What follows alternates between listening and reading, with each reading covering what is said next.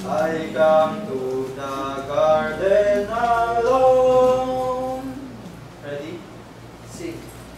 I come to the garden alone.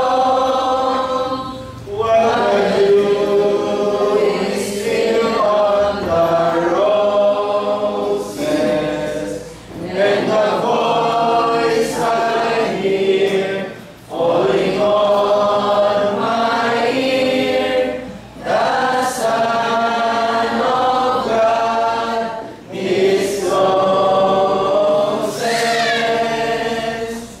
and He walks with me, and He talks with me, and He tells me I am His own, and the joy we share as we tarry there, none other has ever known. He speaks, and the sound of His voice is so sweet, the birds hush their singing,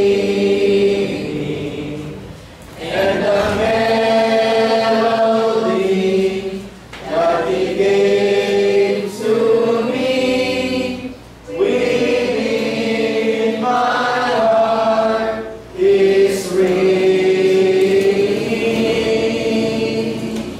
and He walks with me, and He talks with me, and He tells me I am His own, and the joy we share as we tarry there, none other has ever known.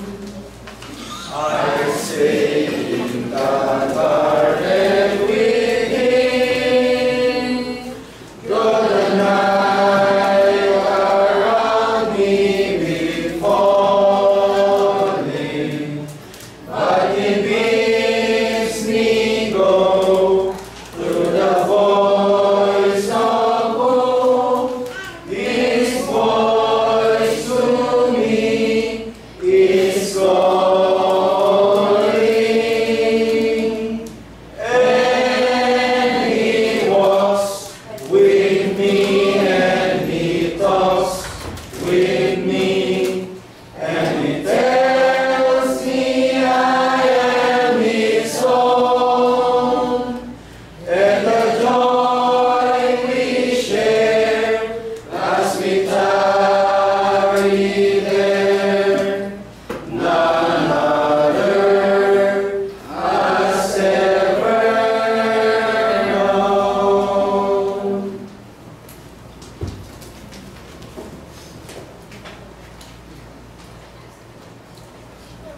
Tayo pong lahat ay manalangin. Huwag banal na lubang makapangyarihan sa lahat.